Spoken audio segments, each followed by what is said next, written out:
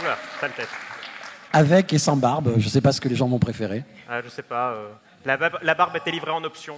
C'était en option, mais en tout cas, elle a disparu. Le sujet de son... Oui, alors, Benjamin, tu travailles sur la renormalisation en théorie quantique des champs, mais comment en est-on arrivé là? Voilà. Bah écoute, Voilà. La on le réponse en découvre. 6 minutes. La scène est à toi, n'oublie pas le geste.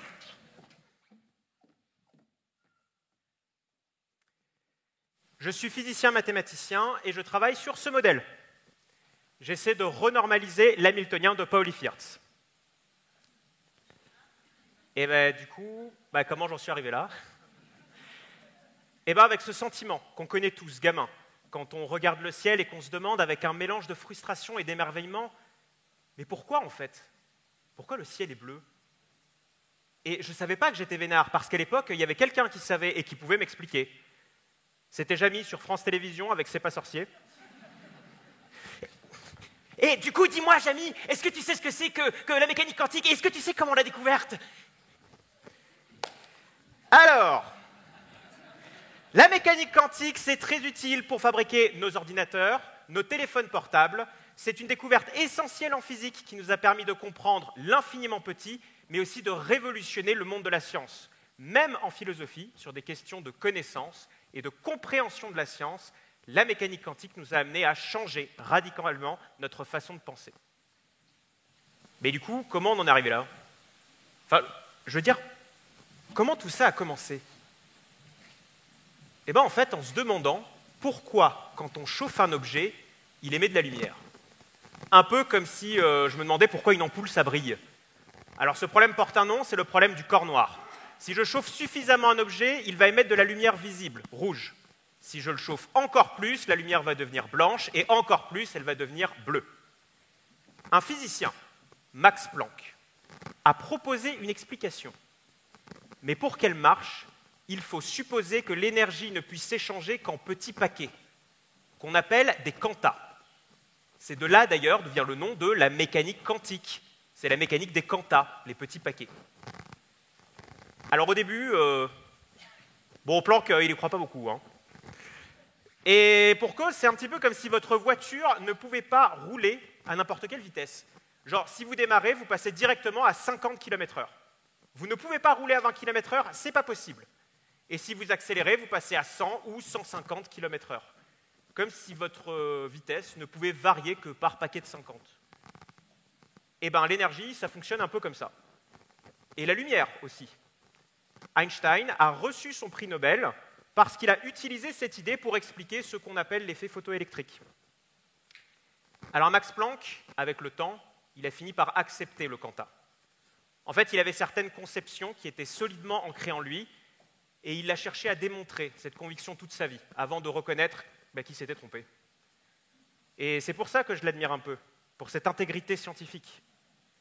D'ailleurs, l'histoire de la mécanique quantique regorge d'opinions chamboulées, de tables renversées, de luttes fratricides, un petit peu comme la controverse entre Bohr et Einstein, la dispute entre deux des pères de la mécanique quantique.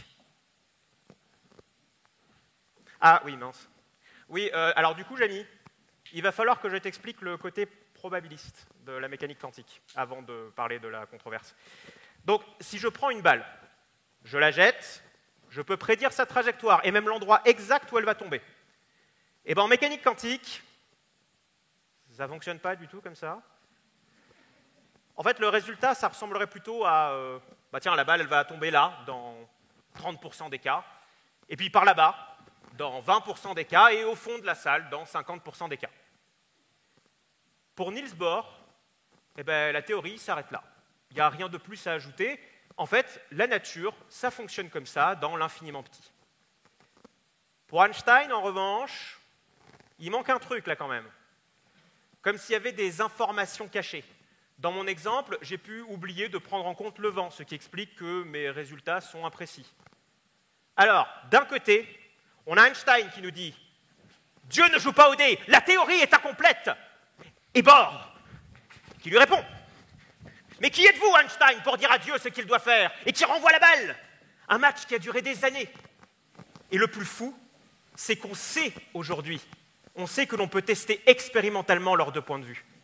C'est pour ça que Alain Aspect a reçu son prix Nobel en 2022, parce qu'il a réussi à mettre en œuvre ces expériences.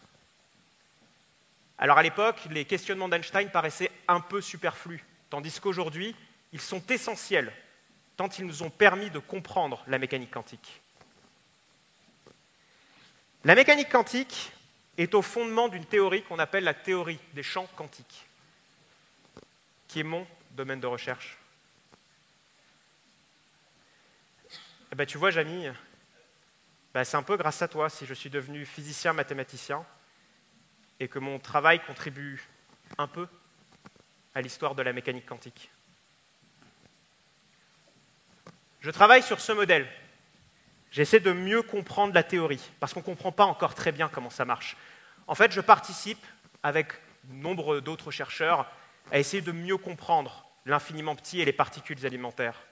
Et toutes ces histoires que je vous ai racontées, elles m'ont appris à faire de la science.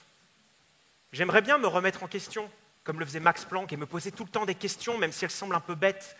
Genre à quoi ça ressemble quand c'est tout petit ? Et quand ça va très vite en plus, quand ça va presque aussi vite que la vitesse de la lumière. Ça, ce sont des questions de théorie des champs. Mais bon, c'est pour une prochaine fois. Où je commencerai, comme Jamy dans C'est pas sorcier, en disant « Allez, roule, Marcel !»